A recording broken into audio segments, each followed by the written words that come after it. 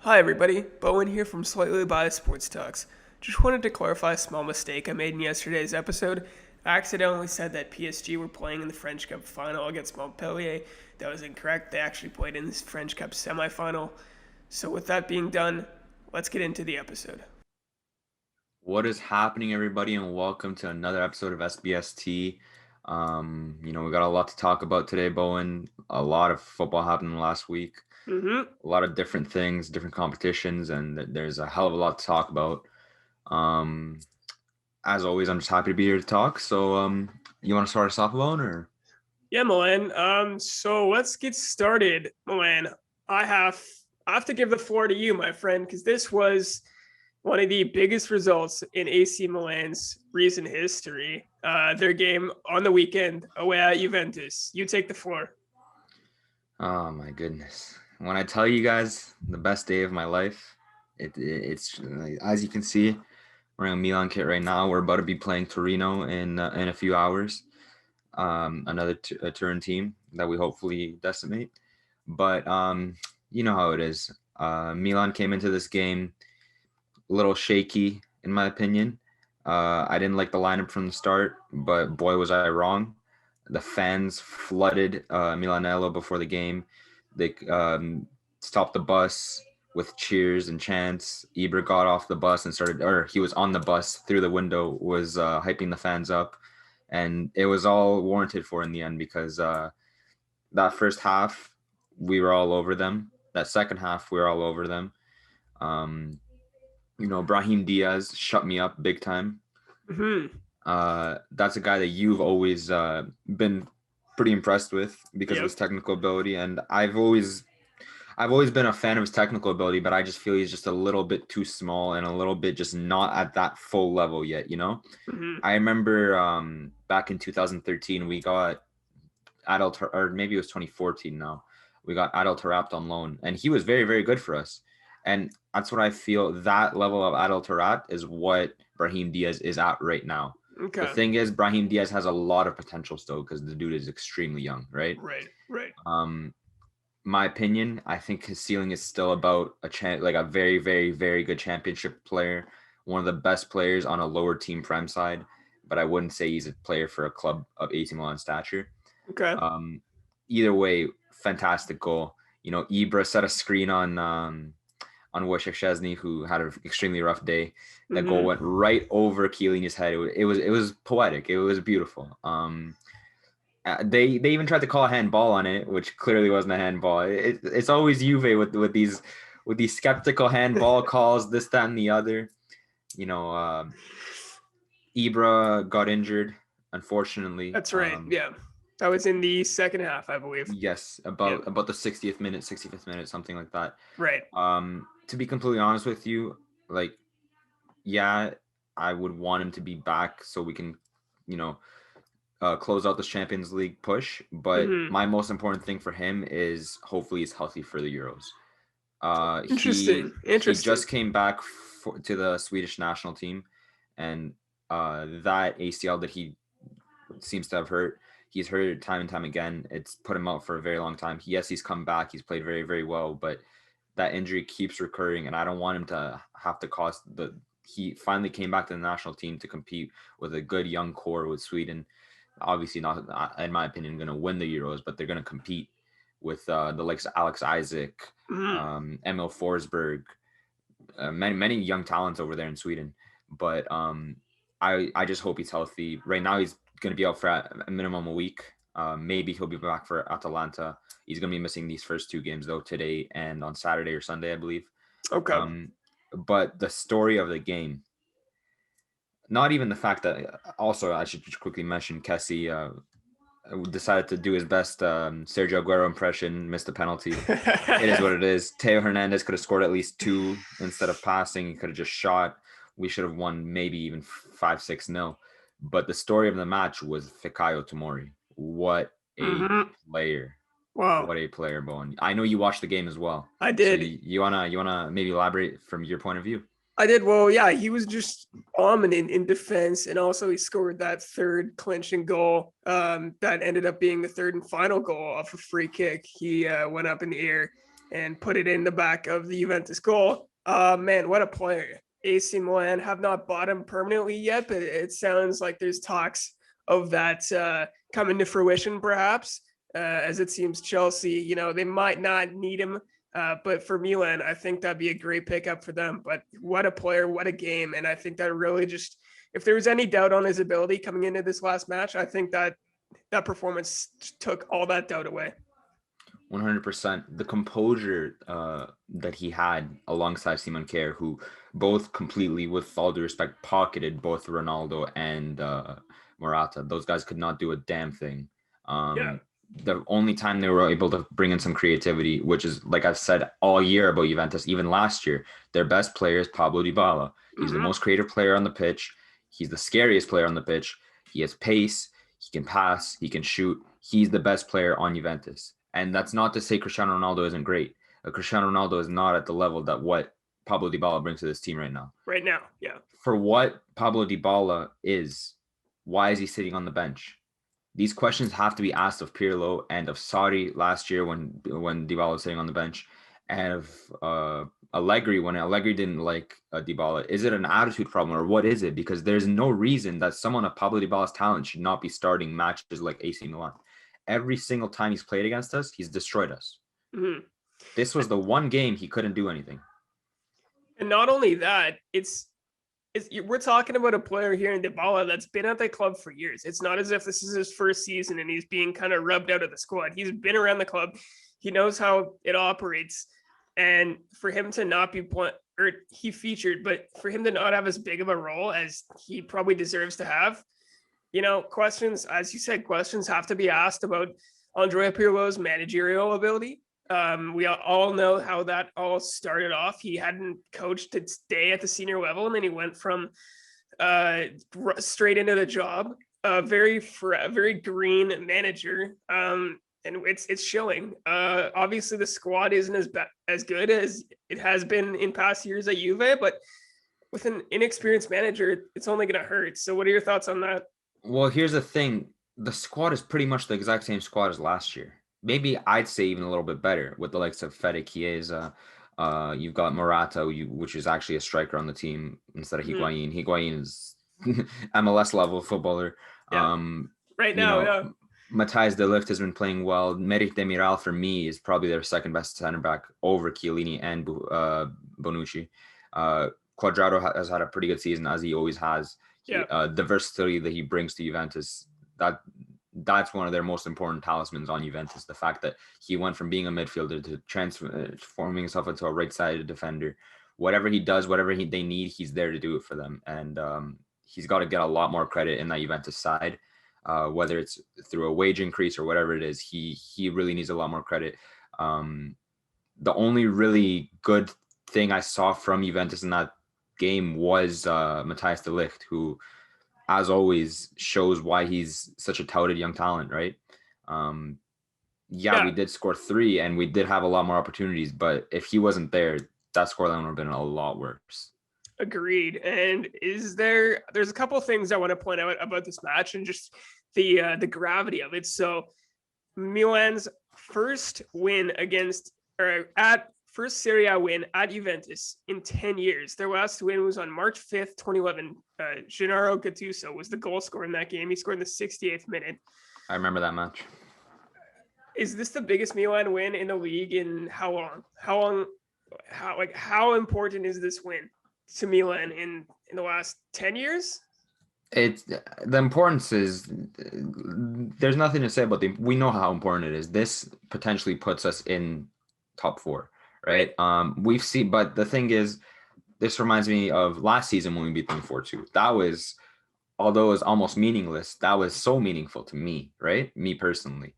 When we beat Inter 2-1 at home early on this season, when I remember the game back in Montella's era, where Locatelli scored one of the most beautiful goals from just inside the box on the complete side of the corner. He rifled it into the top left corner. I don't know if we'll speak on Locatelli today, but that dude really needs to go to a big team because he is fantastic. It's definitely up there. if this puts us into the top 4 position, because of course it's not done yet. Nothing's Right. finished yet. Yep. Juve does have a pretty tight, tough schedule ahead of them right now. They've got the likes of Sassuolo. They have Inter, who, in my opinion, will be firing on all cylinders, considering the fact that Antonio Conte does not like Juve. Antonio Conte despises Juve for the way they treated him. Yep. And he will do anything in his power to make sure they don't make top 4. Yeah. Along with Marotta and all the other presidents in Inter, they do not like Juventus. And if they have any opportunity, the thing is, everyone keeps saying, yeah, Juve is going to be playing on Thursday nights. What if they make Conference League? Is that in the realm of possibility? Could they drop down that far? Let me check. If they lose every game, and I believe Lazio catches up, they can make Conference League even, let alone Europa. And they have a tough schedule. That's actually interesting that you bring that up, because Lazio do have a game in hand. Everything would have to break their way, and Juve would have to basically lose out. But they do have a game in hand on Juventus, and they're only 5 points back. So it's within the realm of possibility. If that were to happen, Milan, I don't think Ronaldo would be part of the picture next year. No way. Mm-hmm. This man only plays Champions League football right now at this stage of his career. He's not dropping in the Europa League, and he's definitely not playing in the Conference League. So I think he's out of the picture. As for the rest of that squad, it's, as we've talked about, Juve are in a really weird spot because they crashed out of the Champions League this year. They're probably going to finish outside the top 4. Where do you see them going forward from this point forward? We don't have to keep going about them. This is more about like Milan and the importance of that win for them. But where do you see Juve going forward from here? If you know me, if there's anything I like more than talking about Milan, it's talking trash about Juve. So don't even worry. I'll talk about Juve all day, all night. Listen, Juve, it's been a dumpster fire for a while. They haven't really upgraded their midfield in a very long time. The fact that Weston McKennie is your best midfielder says a lot about your midfield, because Weston McKennie is not that great. He's a good footballer. Don't get it twisted. But he is not good enough to be a top midfielder for a top European side, right? Would you put McKennie ahead of Chiesa? Like in what way? In terms of ability, like they both play in and around the midfield. Chiesa's not an out and out forward.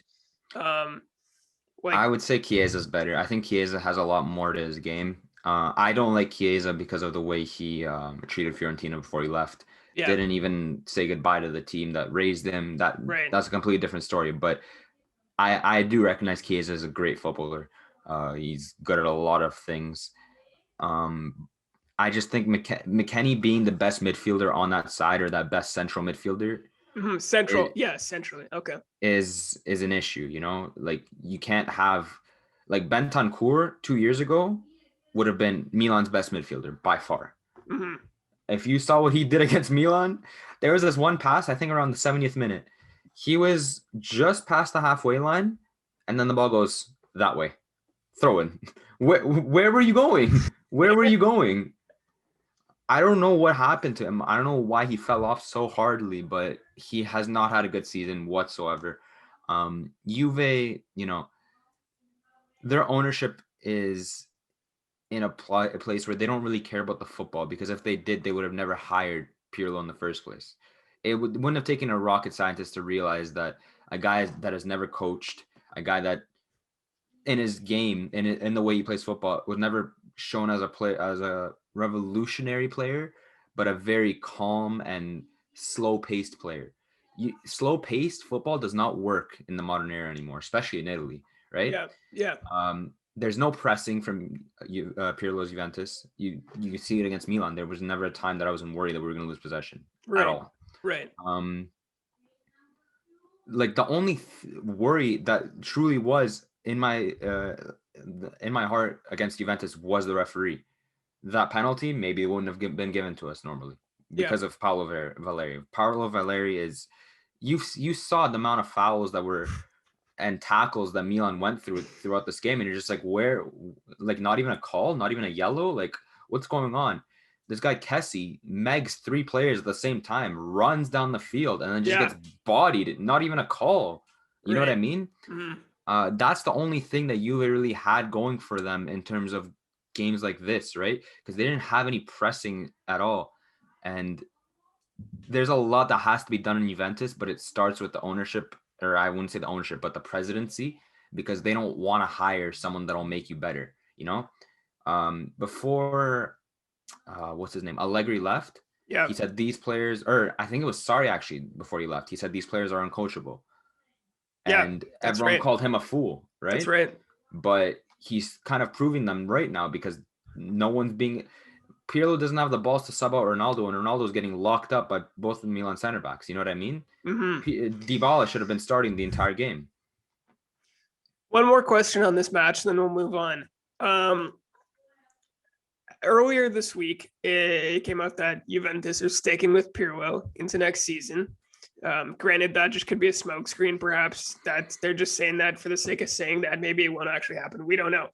But based upon that comment, where do you see? How long do you see Pirlo sticking on? I think his leash has to be incredibly short at this point, considering what they've achieved this season. And if they were to move on from Pirlo, which I think they will, where do you see them going in terms of their next managerial hire? If he stays on, I think they can get top 4 next year, just because of the state of Italian football. It has nothing to do with the fact that they're going to get more comfortable with him. It's just Italian football. It just so happens Juventus doesn't lose for long, right? They'll be in the top 4 next year. They were very close this year and probably even still could. In my opinion, they probably still might. But I think he's going to stay on. I would adore for him to stay on because he's a horrible, horrible, horrible coach. If they do fire him, from what I understand, they're going to do everything in their power to get Allegri back. I think that's the only guy that would want to really come back. Sarri wouldn't want to come back. I don't know if they're going to be able to lure Zidane. Zidane would be perfect for them. I don't know. There's a lot that has to be done in Juventus. Every position needs to be changed. Wojciech Szczesny is not at the level that he once was. The only player, in my opinion, that's safe is Matthijs de Ligt and maybe Pablo Dybala, but it looks like they want to sell him as well. Yeah, Milan. So we recorded our NBA show last Thursday, and then I was into positive spirits because we're going into the Arsenal game. I said, you know what? This is going to be a good day. Just recorded with you. It's the Arsenal game, big, massive game, right? Semifinal, European semifinal. What did I do? Put in probably one of the worst performances I've seen under Arteta. Probably one of the worst performances I've seen from the club in years, especially considering the magnitude of that game. It was devastating because that basically guarantees Arsenal are out of the European footballing picture for the first time since the mid 1990s. I believe the 1995-96 season. Dreadful performance, no creativity.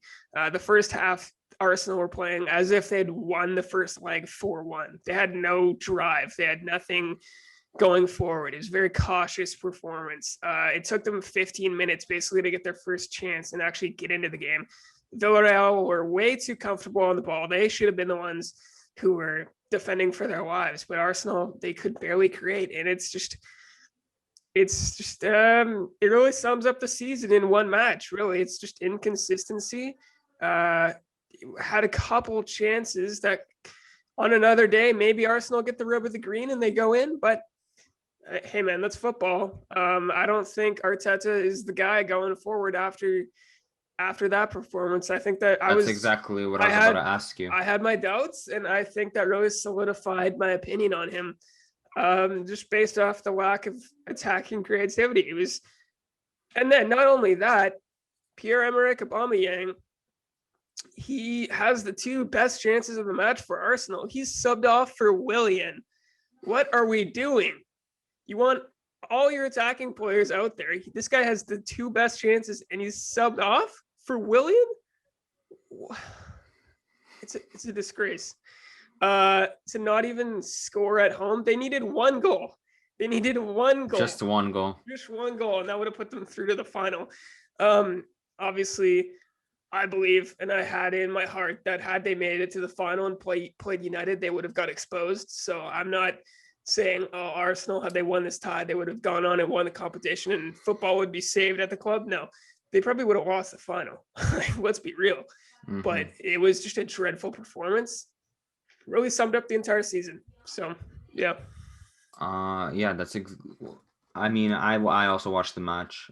Uh, I guess from an Arsenal fan's point of view, you feel like there was no life, no creativity. But I feel like there was a lot of chances that you guys were extremely unlucky in, and Villarreal was extremely lucky. There was this one shot that I fully remember perfectly that was going directly on goal, and then somehow, some way, Ioane Maruli saves it with his ass. You know, like no matter what you did, it was no. It felt like Arsenal. There was nothing they could do to finally score. Like every chance was just getting saved. There were chances. Sorry to cut you off. There were chances, but it just wasn't enough to be actually seem like threatening. I don't know. It was like there wasn't any like through clear on goal. A couple, I believe it was in the last tie. There was a chance in the home leg where Aubameyang had a one-on-one. Like shit. There was no like clear cut chances. I don't think. Like, Yeah, there was some, but it wasn't enough to the point where wow, Arsenal is dominating this game. Like there was nothing like that. It was just really disappointing. yeah. I mean, like you said, I was gonna ask you whether you were Emery in or Emery out at this point, or what really does Arsenal need. We know the situation with Stan Kroenke and the ownership of Arsenal Football Club. We Yeah, know what fans want on that front. We know who needs to get out, who needs to be sold to. A lot of fans really want the Spotify co-founders Daniel Ek to invest into Arsenal Football Club, and he's very interested in doing so. yeah. But what, from a footballing point of view, does Arsenal need to? Because as much as I'm pretty sure they're only a few spots off of the Conference League right now, as things stand, or are they further down? They are, but it You brings don't up the want point. Conference League. This is the same thing as Thursday nights. That's the problem. Like It's these even kind of worse than Thursday competitions. nights. It's worse, Milan, because yeah, you're in Europe, but it's the Conference League, man. It's not the Europa League. You're in the third-rate Exactly. European football. It's only going to make the season harder. Obviously, you always want European football, but it's a really catch-22 situation where you don't want to be dragging your players through these games. Arsenal, we both know, you and I both know how much of a grind the Europa League is. Add the Conference League to that, yeah, you're facing weaker competition. Arsenal would probably, I don't know if they'd go on and win, but like they'd be one of the favorites. But you don't want like I think honestly, and I don't know the runnings of a football club inside and out. I don't have the finances in a sheet of paper in front of me, You so I don't. speak from your own point of view. But speaking from a fan's perspective and like what I see with the Europa League, I honestly think a season outside of Europe, despite the lack of income, would be the best because you can focus on the league, you can 100%. focus on the FA Cup. You don't have to be bogged down by the Conference League, something like that. Um, to your next question, as for the future of the club, Kroenke, you need to sell. If there's any saving grace that could happen this summer, it would be Kroenke selling. It's not going to happen. It's just not. Um, Daniel Ek, the whole takeover rumor is nice to hear. It's really nice to hear, but it's not going to happen. It's a pipe dream, honestly. So that's what needs to happen. But when you have an owner that treats a club as a financial investment and doesn't care about the on-field product, that's the result. It's all just a flex for people like Stan Kroenke and people like Joe Glazer. You know what I mean? Like they don't really care about the game. To be able to say that you have a football club, in the top division of England, Yep. a historic football club, that's when you're at the country club and you're playing golf, that's an easy flex to make, right? But you're not making the team better as an owner, right? When Silvio Berlusconi came into Milan in the 80s, his priority was to make Milan better. He went and bought the likes of Marco van Basten, Frank Rijkaard, Ruud Gullit, and made us compete, made us stars, But it just seems nowadays in England, these owners don't really want to help. Like they don't want to help the team get better, And like you said, just quickly about the European thing, I wholeheartedly agree with you that if you're playing in England, it doesn't matter where you finish. You're going to make money. You don't need Europa League to make money. Yeah, it's a good plus, but you will have money either way. It all comes down to the ownership to want to spend it, right? Right. Yeah. And I believe Arteta actually called out Stan Kroenke today, saying He wants them to spend. He expects them to spend. If he wants them to get better, they need to spend this summer. I'm going to be honest with you. I didn't see that. I've been off social media today, but if that's the case, that would be good. But then again, I don't know how much leverage Arteta has there because he very may well be out the door in a couple weeks for all we know. So, but yeah, you think so? You think they're gonna fire him? You think they're gonna keep him? I don't think they will. I don't think he will go this summer. At least I think they'll give him one more window, just because if Arsenal were serious about winning, and the ownership was serious about winning, they'd see how the club has stagnated in the last since Wenger's departure. Really, yeah, throwing an FA Cup win, that's nice, but does it actually help us get back to the Champions League? No, you get to the semi. It's been stagnation aside from a nice little FA Cup win last season. If they were serious about winning, Arteta would have been sacked probably before the Chelsea game in December. Honestly, I believe so too. They were down in 15th. They were relegation. I was bracing myself for a relegation battle. It was ridiculous. They've crawled back into 9th. Obviously, they're about to play Chelsea and probably get battered in about an hour. But yeah, man, let's just move on because I know you don't really want to talk about it. I have just one more question for you. Yeah. In your opinion, out of realistic, managers, if Arteta is to leave, who do you think is a good fit for Arsenal? I would love Allegri if he's out there. I think he's a great manager. I don't think he gets enough credit for what he's achieved. Erik ten Hag is another one, but I believe he just signed a new contract at Ajax. Yeah. I would have taken Julian Nagelsmann as well, but he's moved on to Bayern, I believe. I would not, obviously, Jose Mourinho, we'll touch on that. Even if he was, I would never want him around the club ever. But out of, probably Allegri or Ten Hag, but I don't think either of those are going to happen. I have no idea where the club goes forward from here, but yeah, it'd be one of those two for me. Hear me out on this. Ready? Wenger comes out of retirement for 1 year. Arteta is the assistant. Arteta learns from him. Next year he takes over full time, and you guys win the league. Hey man, if that was like a fantasy, and if we're playing Football Manager here, and I can have a custom database and do all that stuff, yeah. But no, it's. I think they're gonna run with Arteta next year. See how he goes. See how he gets on with not an actual. He had a summer transfer window last year, but it was a bit shitty. He didn't have a summer, but he had a transfer window. So yeah, I think they're gonna run with him for one last year. But honestly, I can definitely see them moving on from him if results don't pick up. So that's pretty much all I have to say on Arsenal. Do we want to move on to the Champions League? Sure. The Champions League. Sure. We the semifinals are done now. We'll start with the Man City PSG matchup. Yep. Pep Guardiola. He's officially, again, a Champions League finalist as City go on to win 4-1 on aggregate. Amara's brace in the time of fasting for Ramadan. Neymar with a good but a very hard game to play without any help, I would say. No Idrissa Gana, Mbappe. We don't even want to talk about Icardi because Icardi, there's just... It was really tough for PSG, and PSG, in my opinion, definitely weren't getting a lot of calls go their way, which prompted them to get a lot more aggressive, a lot angrier towards the end of the game. You see a lot of fouls that just looked like straight out of the WWE, let alone football. What are your thoughts on the match, Bowen? What are your thoughts about City as a Champions League finalist right now? First off, thoughts on the match. Shout out Pep Guardiola, my manager. No, I'm kidding. Hell of a result for Manchester City Football Club. This is undoubtedly their biggest result in club history. They're in their first ever Champions League final.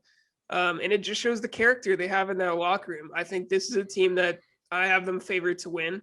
We'll get to their matchup against Chelsea later, but I have them favored to win.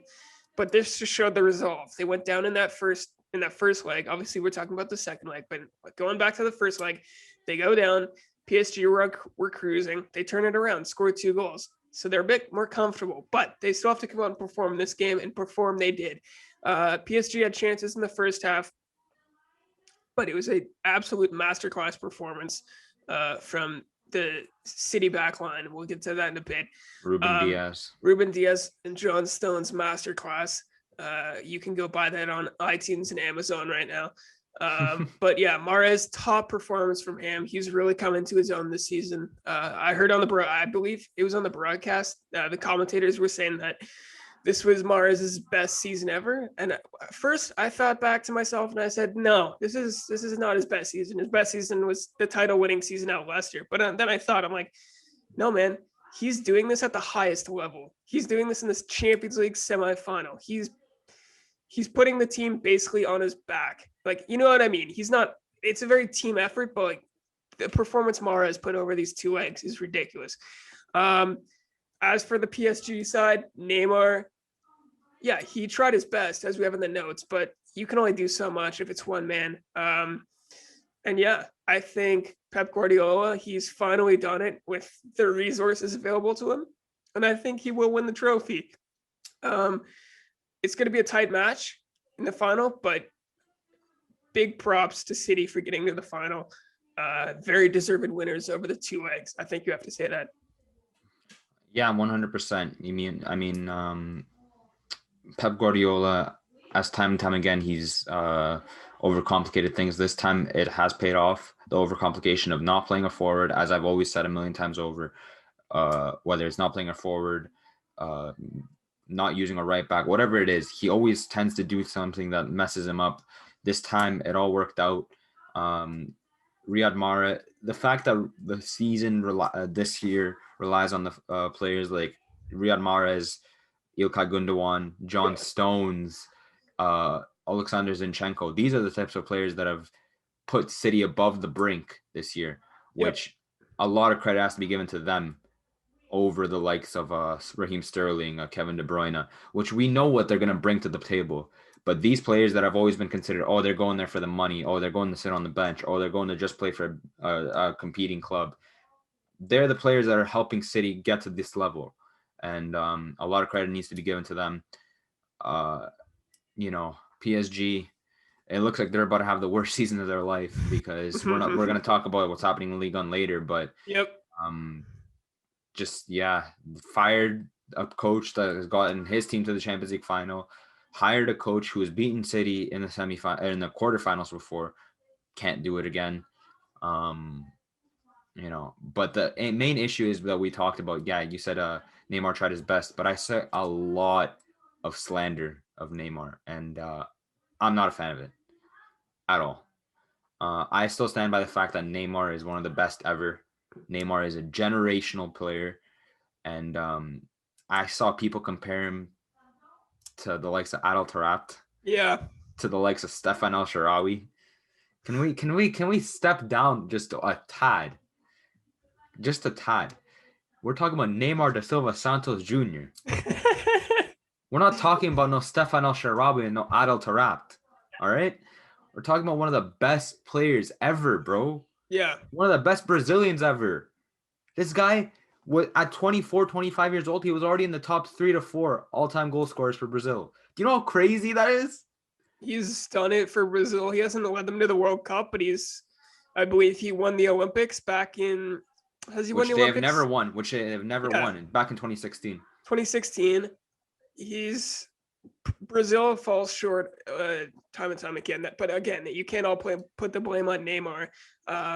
He's won a Champions League with Barca. He's got to the final last year. He's basically done it all, but it's because he's so good. It's the expectation. It's just the standard and the bar is that much higher. And when he doesn't perform to what people expect of him, he's going to catch slander. And we all saw that. People had their drafts, I'm sure, just loaded with Neymar slander tweets. It's very disrespectful towards, I believe, one of the top 3 players in world football right now. But keeping on the Paris side of this, PSG fall short of their revenge tour. They were my pick to win the Champions League. I've said this before. They were my pick to win after the Barcelona tie. Well, and what are our thoughts on Pochettino and his management of PSG? I believe it's very disorganized and it relies a lot on individual brilliance. What are your thoughts on that? And I think we saw this in the second leg, especially. PSG, it'd be Neymar driving forward, driving runs at the defense, but past that, it was basically give the ball to Neymar and hope for the best. What are your thoughts on how Poch has set up the team? I don't think Poch is comfortable yet with this club. I think he's still a great manager. I think we saw it with Tottenham. A club like Tottenham, he brought to the Champions League final. He's their best ever manager. Um, Yeah, which says if you're a good manager for a club like Tottenham, that says a lot about you because Tottenham is a disaster of a club. Um, I think he needs some time. I think he's truly a man that needs some time because he definitely was just thrown into the mix here. He did not prepare for this. Like out of nowhere, I remember it was Christmas Eve when we get news that Thomas Tuchel will now be fired by Paris Saint-Germain. We didn't know what was going to happen after that. We right. assumed someone like Pochettino was going to get called up, but he didn't get to pick any players that he wants to work with. He's kind of just got to work with what he has. And I think maybe with another season under his belt, he's going to be a little bit more comfortable with the side. Right now, I would agree with you. They do look very unorganized. It does look like a more Neymar and Inshallah kind of ball. I wish for the best for PSG because I want Neymar to, because it looks like Neymar, as you may not know, he just signed an extension with PSG, I believe until 2026. I believe until 2025, but yeah, he's added a couple more years on his 2025. deal. And I want him to win there. I very much want him to win because he's an unbelievable footballer and he deserves the world. But on the other side, Ruben Dias. So you have a note here. Is Ruben Dias the best defender in the world at the moment? For me, it's an undoubtable yes. Yeah. What about you? Yeah, I agree. I think if Van Dijk was playing in Liverpool, where up there in the Champions League race, up there in the Premier League race, it'd be an entirely different conversation. But he's not. That's not what's going on. Ruben Dias definitely for me. How consistent he's been. He's brought in this season. He's entirely shored up that back line. He's been quite the replacement, quite the signing rather. And yeah, for me, best in the world. And it showed last week in the semifinal.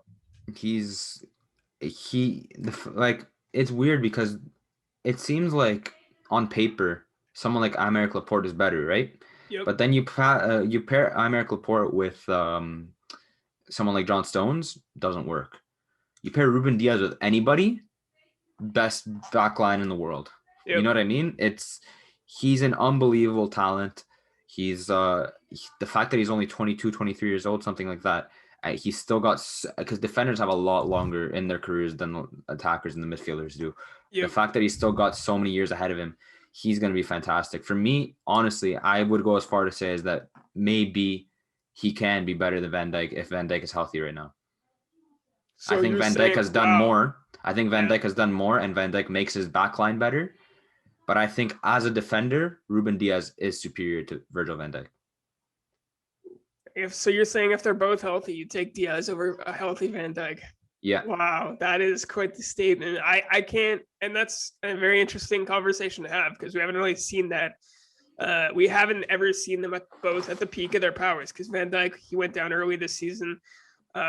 Ruben Dias coming into his own at the end of the season when Van Dijk has been out the entire time. But hey, well, maybe we'll see it next season. Maybe we'll see it this summer. I'd love to see Portugal and the Netherlands matched up against one another. That'd be maybe we could see it in the summer if Van Dijk's healthy. But but unfortunately, I don't know. Since you said you weren't on social media today, Van Dijk actually came out today and said he is taking himself out of contention to be selected for the Euros. He's going to work on his rehab for his knee. Fair enough. Well, look at me, Mr. Unprepared over here. No, absolutely not. Absolutely not. You know what? A lot of credit's got to be given to you, Bowen. You're one of the few people out here that can actually stay away from social media. I wish I could do that after some of the things I see. I see people comparing Ruben Dias to Maldini. These are the kind of things I see on social media. You avoid this stuff, more power to you, bro. I wish I could avoid because there's some things that just blow my mind sometimes that people are allowed to be on social media. Like, why are you permitted to be on here? Anyways, don't even get me started. We could have an entire episode about that topic. Social media really just it's quite the place. But on to the next fixture. Chelsea 2, Real Madrid 0. Chelsea advanced 3-1 on aggregate. We both watched this match. Timo Werner, he scores the tap in. He scored earlier than that in the first half, but then he scores offside. a tap in. Yeah. It was called offside. Scores a tap in. That one counts. And then Mason Mount finishes it off late in the second half. I coming in it. We'll cut that part out there. Hazard and Ramos started for Real Madrid. Ultimately, it didn't matter. It just didn't matter. Chelsea were pretty dominant in this match. They didn't have to play attacking. They knew they didn't have to play attacking. Courtois had to make some incredible saves to keep Madrid in the tie.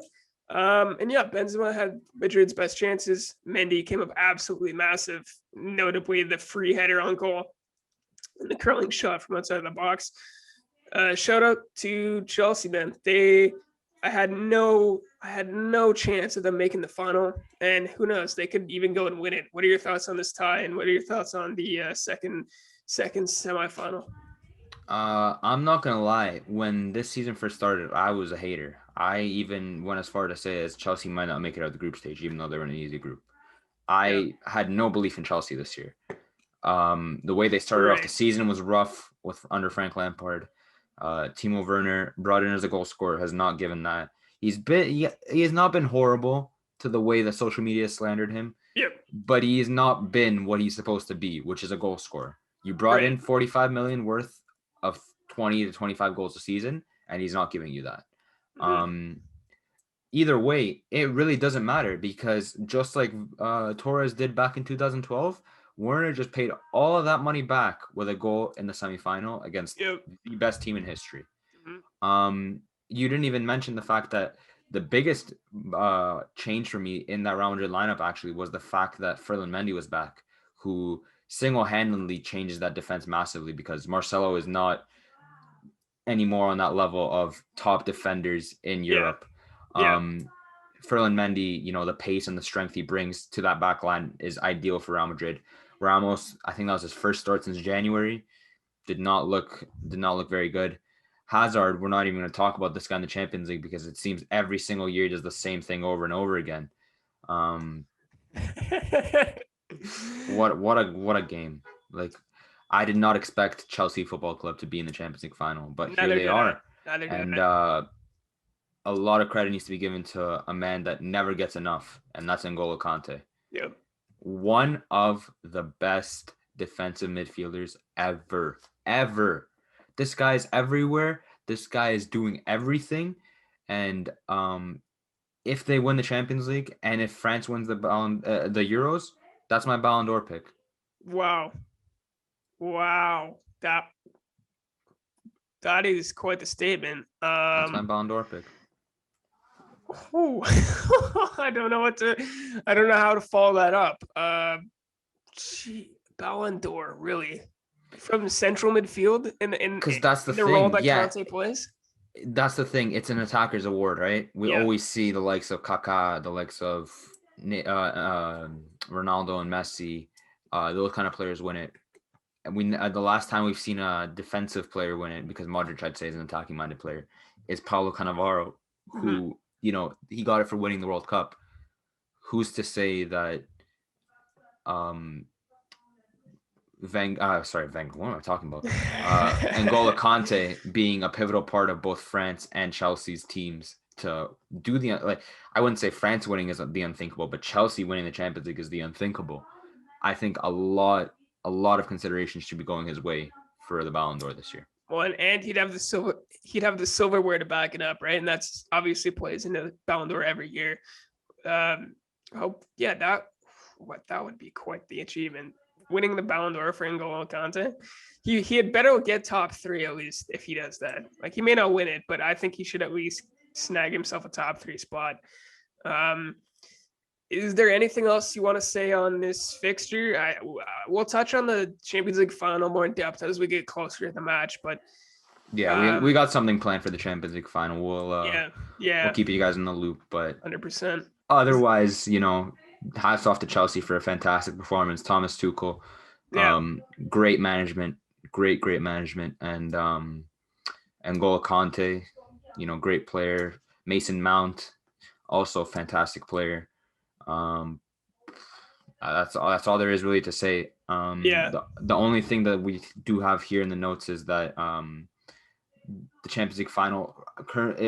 When we did make this note, it said yeah, Istanbul is probably going to host it. We don't really know what's happening yet. We're hearing maybe it could be in Estádio da Luz, which is Benfica Stadium in Portugal. It could be at Wembley. It could be at Villa Park, which is extremely interesting. We don't really know what's happening, but from what we understand, it will not be in Istanbul. yeah. We do get an all-English Champions League final, as we did a couple years back, but we do avoid an all-English European competition, as we have Villarreal saving me from the depths of hell. Um, you know, listen. I think United is gonna wipe the floor with Villarreal, but I would adore to see Unai Emery win the Europa League again. That would be hilarious. It Um, hurts. It hurts. we're gonna talk about that more coming to the final, also along with the Champions League final. But that's all that really is to say about Champions League and the Europa League, in my opinion. As for the Champions League final, just an hour ago from the Toronto Star, I'm reading Okay, this off of Porto is set to be the confirmed host of the Champions League final. So it's going to I Portugal. see. So Yeah. it is going to Portugal. Yeah. So yeah, we will do a big Champions League show in the weeks to come. But for right now, I think we've said all we need to say. Let's move on to some title race updates. So England, yesterday actually, Manchester City were confirmed as champions due to Manchester United not getting a result that they needed. They needed to win, but they didn't. They lost to Leicester. But over the weekend, Manchester City actually played Chelsea in a Champions League final preview, you could say. Wasn't actually what we're going to be seeing in the final, obviously. Both teams had a mixture of starters and rotation players. So, yeah, obviously the media would have loved to hype this up as a final preview. It's just not.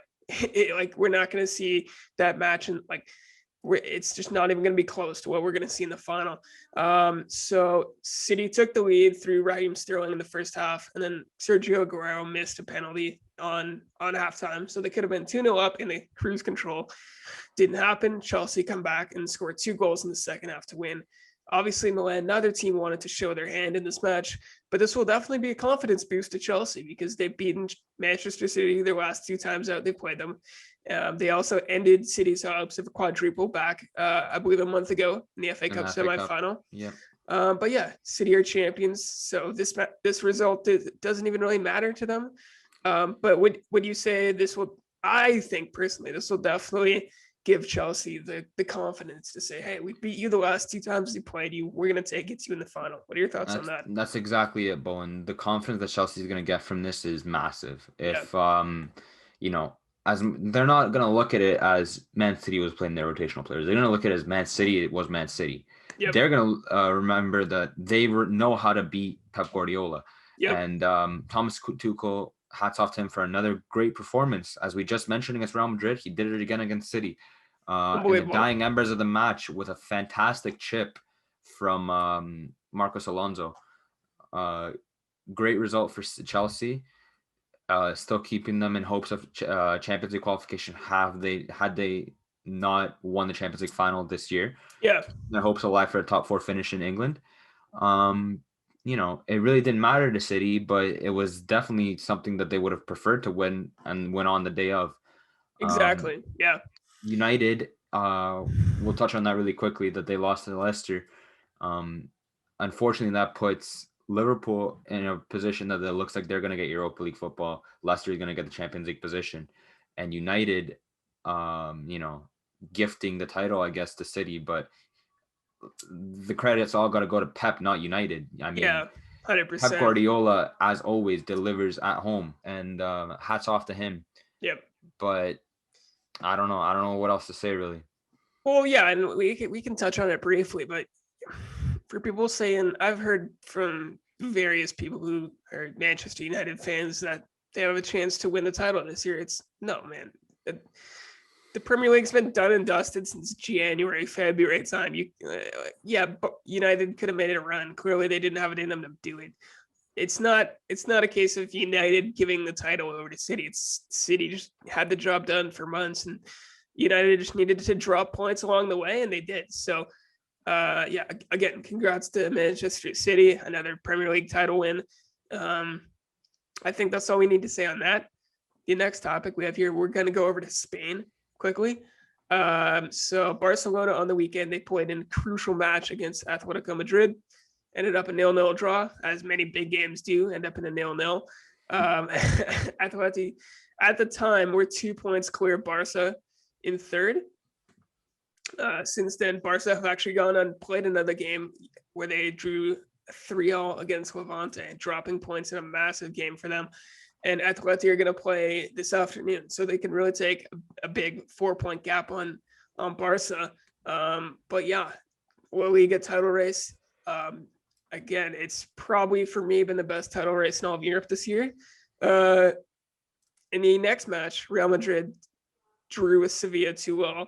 Real trailed most of the match, and Eden Hazard comes up and scores in the 94th minute to equalize. But again, for me, this match was more about the top four race. None of these two teams, I don't think. Sevilla are too far out of the picture, and Real have just been too inconsistent down the stretch. But yeah, shout out Sevilla. They actually probably should have won this match, but they're a lot of questionable refereeing decisions for both Madrid and Sevilla were on display in that match. But a lot of credit's got to go to both teams.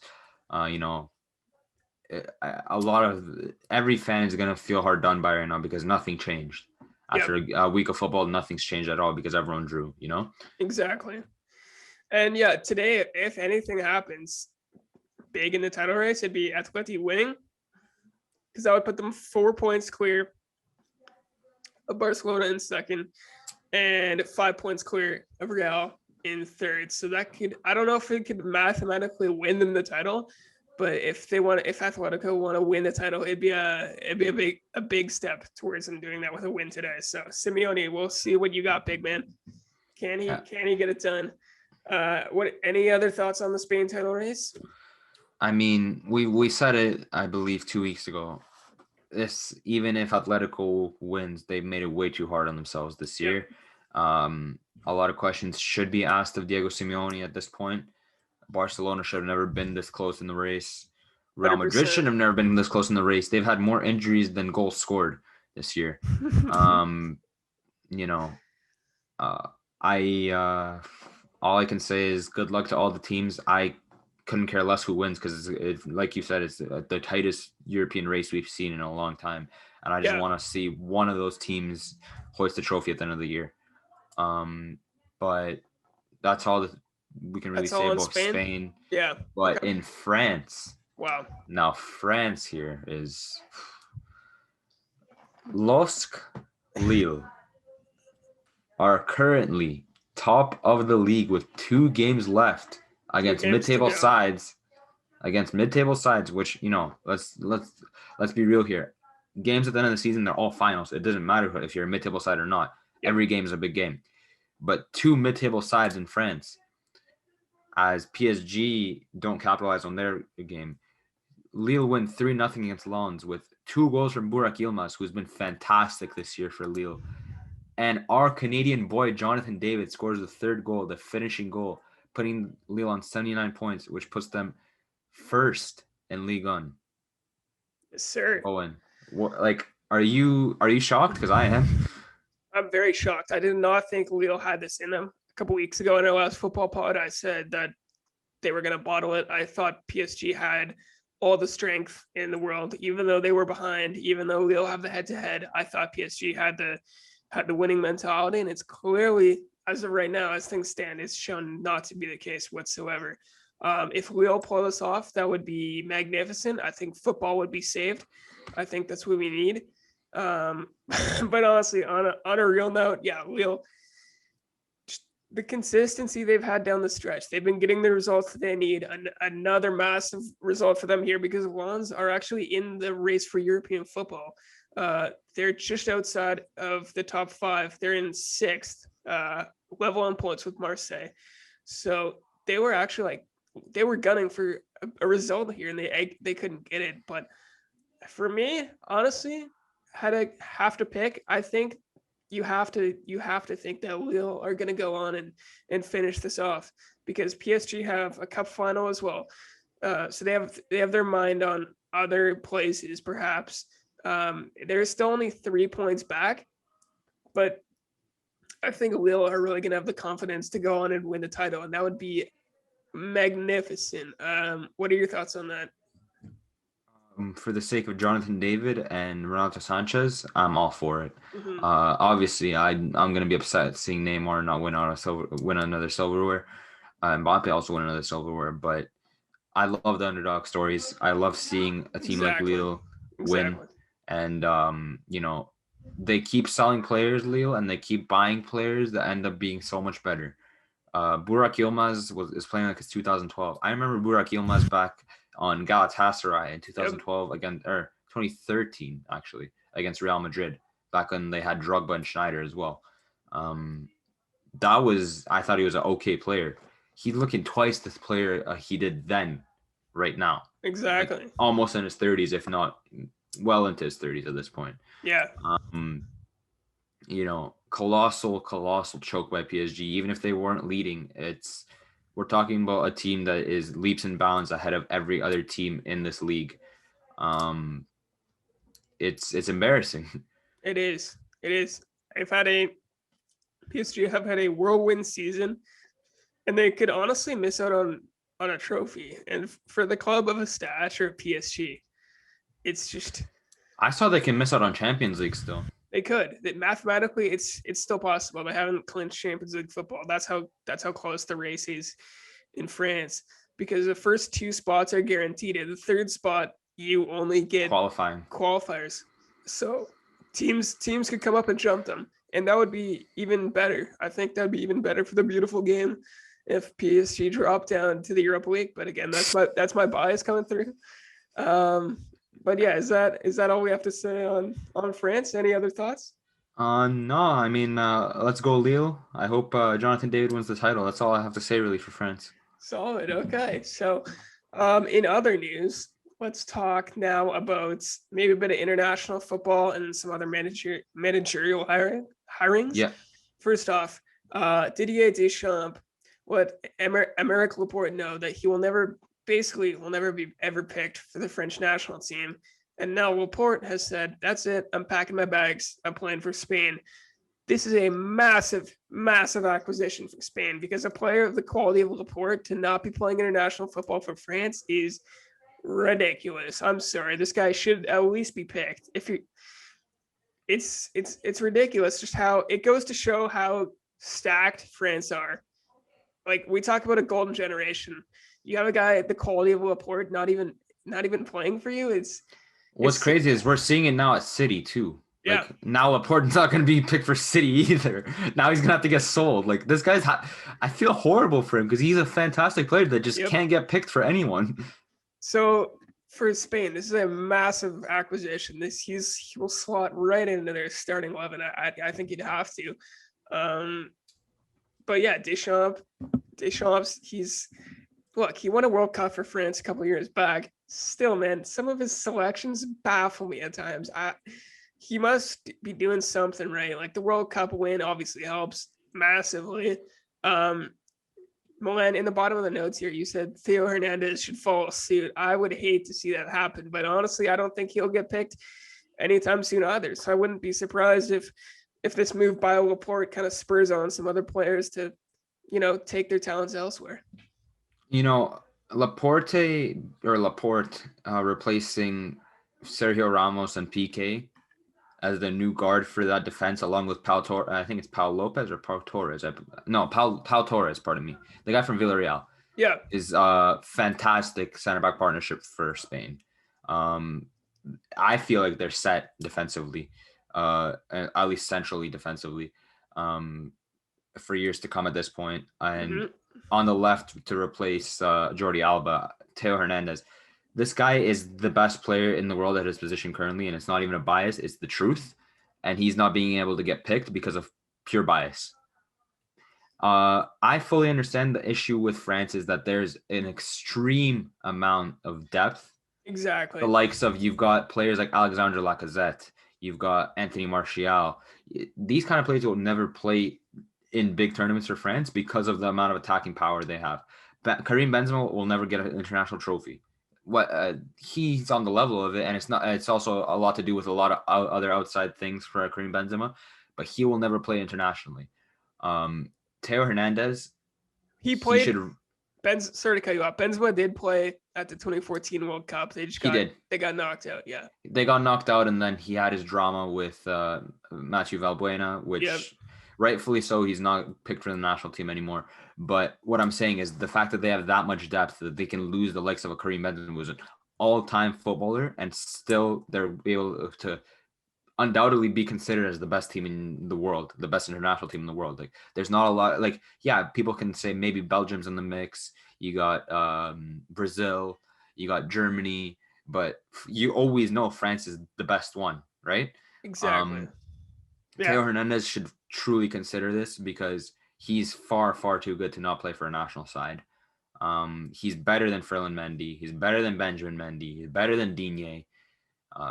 In my personal opinion, whether you think it's biased or not, he's shown it throughout this season, throughout last season. He's been fantastic, and he deserves a lot better.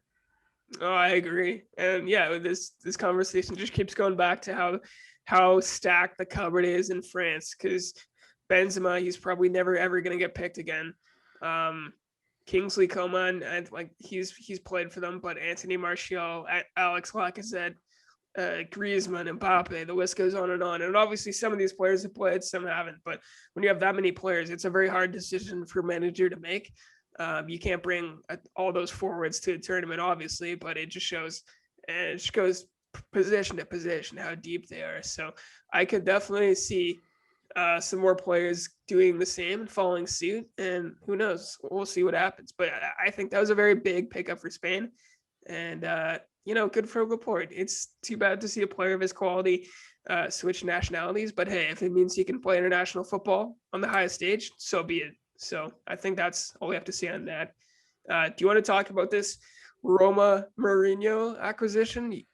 Yes, sir. I'm actually ecstatic about this because You are. Well, contrary to Cristiano Ronaldo saying he wants a challenge and then joining a 7-time champion, this is a true challenge. Jose Mourinho in the last few years has been questioned whether the game has passed by him or not, whether he's not on the level of modern football. I think he's still there. I think Jose Mourinho is one of the best managers to ever coach at all, ever. And if Roma has the facilities to be able to lure in the likes of Jose Mourinho, my understanding is they're planning on spending this summer. That's only good for the Serie A. That can only be good for the Serie A. And I think if he gets lucky with some health from the likes of Nicolo Zaniolo, they were able to replace some dead wood in terms of getting a new goalkeeper, getting a new front line. From what I understand, Mkhitaryan and Chris Smalling both want to leave now because they left Man United to avoid Mourinho, and now he's right back with them. Okay, yeah, that's interesting. But Nicolo Zaniolo, healthy under Jose Mourinho, could be a very, very scary player, in my personal opinion. I think the Italian league is ideal for Mourinho. We've seen it with Inter. He won the treble there. I think I'm happy for this. I'm not a Roma fan, obviously, but I'm ecstatic for this. I'm happy to see a lot of competition. I'm happy to see Roma compete, and I hope that this works out well for Roma. I agree, and I also think and this is more of a macro take looking at it. I'm not really focusing on Roma itself. I'm more focusing on Serie A itself. I think this is great for the league. It's going to get more eyes on the league, hopefully. We look at all the managers over there. We got Pioli, Conte, Pirlo. But bring in Mourinho back to Serie A. He always grabs the headlines. He's going to be, that Roma games are going to get a lot more attention. At least I think 100%. They should. 100%. Yeah, you'll get more eyes on the league, and maybe you'll get more like long-term fans if it works out. Hey, whatever happens.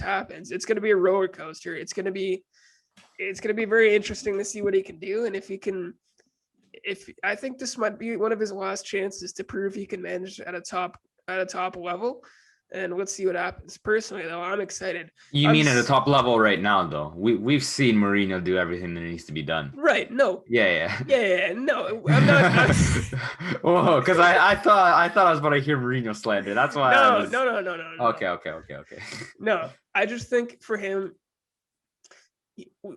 his legacy is unquestionable. He's done it all, basically. But yeah, I think this is for current day Mourinho. I think will be one of his last chances to show he's still got it in his bag, personally.